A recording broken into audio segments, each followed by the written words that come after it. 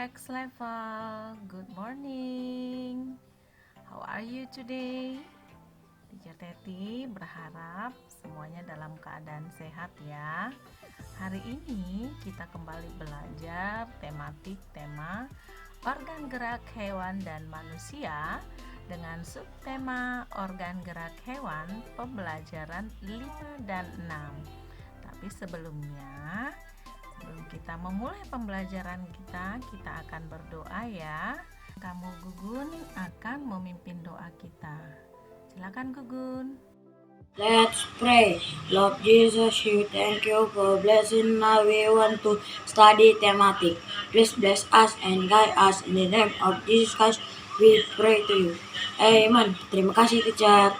Terima kasih kembali Gugun. Pertemuan hari ini kita memiliki 4 tujuan pembelajaran ya. Adapun tujuan pembelajaran kita yang pertama yaitu menentukan ide pokok dan kalimat penjelas dalam bacaan. Nah, yang kedua menjelaskan organ gerak dan fungsinya pada hewan vertebrata dan invertebrata. Lalu yang ketiga, tujuannya adalah membuat gambar ilustrasi berdasarkan bacaan.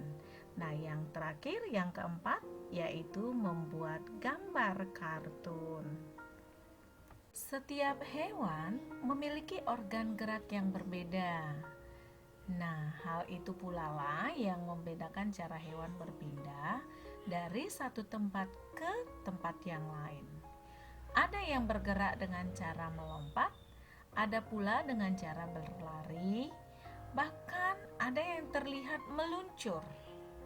Nah, anak-anak teacher, kita mau mendengarkan dulu teman kamu, Cia, membacakan teks yang berjudul Siput yang Menakjubkan. Anak-anak teacher di rumah mengikuti ya, serta menyimak bacaan tersebut. Oke? Siput yang menakjubkan. Siput atau yang dikenal juga dengan sebutan bekicot memang terkesan memiliki penampilan yang menjijikkan. Cara berjalan yang lambat disertai lendir membuatnya kurang begitu digemari, apalagi untuk dijadikan sebagai hewan pelihara. Siput dapat ditemukan di halaman, di kolam, bahkan di laut. Mereka termasuk ke dalam kelompok moluska atau hewan lunak yang masih satu kelompok dengan hewan-hewan seperti kerang, tiram, dan hewan laut yang bercangkang lainnya. Siput dapat hidup selama 5-10 tahun. Siput memiliki tubuh yang lunak dan dilindungi dengan cangkangnya yang keras. Tubuhnya panjang, lembab, dan berlendir. Saat siput merasa terganggu, maka siput akan segera menarik tubuhnya dan berlindung di dalam cangkangnya yang keras itu. Cangkangnya juga bermanfaat untuk melindungi siput dari udara yang panas, agar mereka tidak kekeringan. Siput memang tidak begitu menyukai cuaca yang panas. Mereka aktif di malam hari dan saat cuaca mendung atau hujan. Saat cuaca panas, saat cuaca sangat pun dingin atau musim dingin, ia pun melakukan hibernasi atau tidur panjang.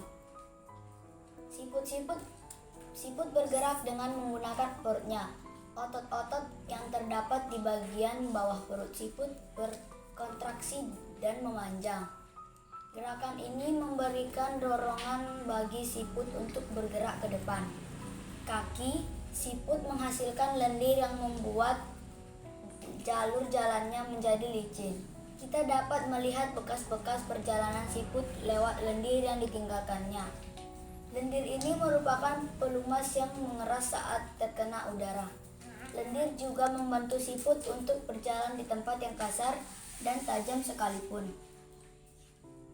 Misalnya di ujung pisau, jarum, dan berbagai benda tajam lainnya, tanpa terluka sama sekali. Terima kasih Cia.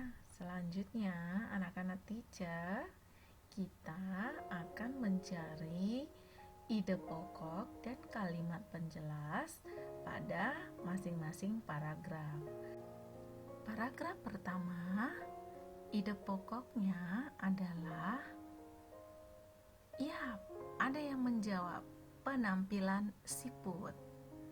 Nah, pada paragraf pertama ini membicarakan tentang penampilan siput.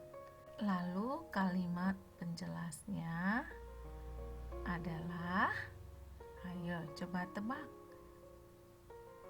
Apa yang menjadi kalimat penjelasnya? Ya, good. Kalimat penjelas yaitu cara berjalan lambat yang disertai lendir. Lalu kalimat penjelas yang kedua adalah siput ditemukan di halaman. Lalu pada paragraf kedua, ide pokoknya adalah tubuh siput. Jadi dia membicarakan tubuh siput ya. Nah, selanjutnya kalimat penjelas pada paragraf kedua yang pertama adalah saat siput terganggu, siput akan menarik tubuh dan berlindung. Lalu kalimat penjelas yang kedua, cangkang bermanfaat untuk melindungi diri. Nah, selanjutnya kalimat penjelasnya adalah saat cuaca dingin, siput akan melakukan hibernasi atau tidur panjang. Lalu selanjutnya siput aktif di malam hari. Kemudian yang terakhir, siput tidak suka dengan cuaca panas. Selanjutnya, paragraf ketiga memiliki ide pokok alat gerak siput. Nah, kalimat penjelasnya adalah yang pertama, otot di bawah perut berkontraksi dan memanjang. Lalu yang kedua, gerakan memberikan dorongan untuk bergerak ke depan.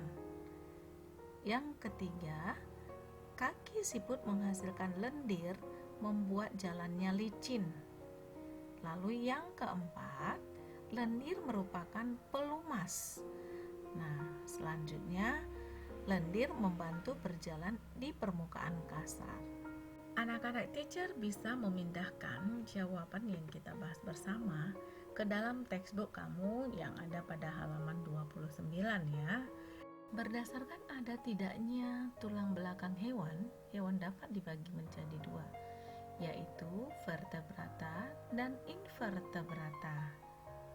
Hewan invertebrata adalah hewan yang tidak memiliki tulang belakang, dan hewan ini memiliki ukuran lebih kecil. Kemudian tubuh dibagi menjadi 3 bagian, yaitu kepala, dada, dan perut. Contoh hewan invertebrata adalah siput, cacing, serangga, udang, dan kepiting. Alat gerak pada udang dan kepiting adalah kaki. Alat gerak pada cacing adalah otot perut. Kemudian alat gerak pada serangga ada yang kaki, ada yang sayap. Sebab serangga itu beraneka ragam juga ya. Kan tetapi yang pasti alat geraknya adalah kalau tidak kaki, dia adalah sayap. Selanjutnya adalah vertebrata. Vertebrata merupakan hewan yang memiliki tulang belakang. Tulang belakang merupakan rangka dalam atau sering disebut dengan endoskeleton. Ukuran hewan vertebrata lebih besar dibandingkan dengan hewan invertebrata. Contoh vertebrata adalah buaya, ayam, dan kucing.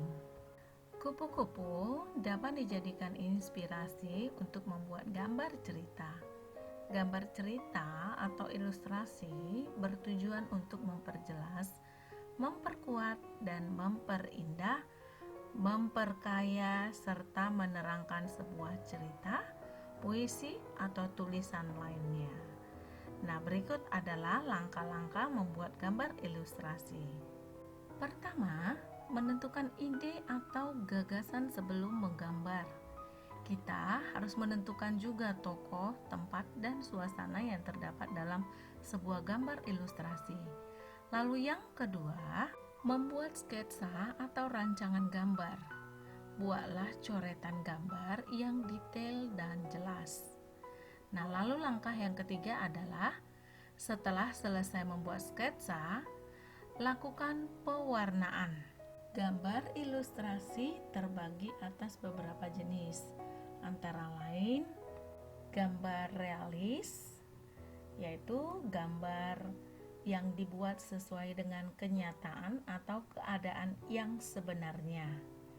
Gambar dibuat sama dengan objek aslinya. Lalu yang kedua adalah karikatur. Karikatur adalah gambar yang dilebih-lebihkan. Dalam gambar karikatur ada perubahan bentuk pada setiap karakternya. Bentuknya seringkali terlihat lucu atau aneh. Lalu yang ketiga adalah kartun. Kartun adalah gambar yang mengandung humor. Gambar kartun terlihat lucu dan mengundang tawa. Tokoh kartun sangat bervariasi, bisa berupa manusia atau hewan. Lalu yang keempat, gambar dekoratif. Gambar dekoratif adalah gambar yang dibuat dengan tujuan menggambar bentuk benda menjadi lebih indah. Motif-motif hias pada gambar dekoratif banyak dijumpai pada kain batik, kain songket, kain tenun, relief, dan candi. Nah, anak-anak teacher bisa lihat di bukunya ya, halaman 31 ya. Nah, di situ kamu bisa memahaminya lagi lebih bebas, oke? Baiklah anak-anak teacher, hari ini kita sudah belajar menentukan ide pokok dan juga kalimat penjelasan dalam sebuah teks. Kemudian kita sudah mempelajari alat gerak ya dari hewan invertebrata dengan avertebrata.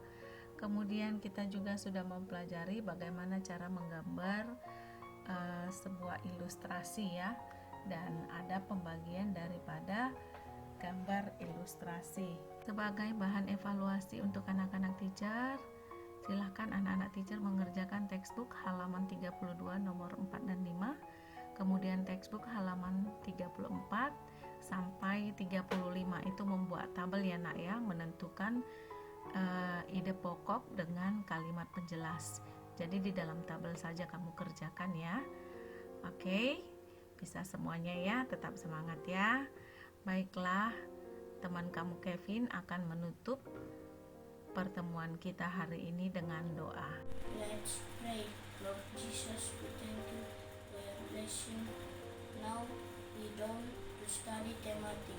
Please bless us and guide us. In the name of Jesus Christ, we pray to you. Amen. Thank you Kevin. See you next time all of you my dear students. Tetap jaga kesehatannya ya. Bye bye. Tuhan Yesus memberkati.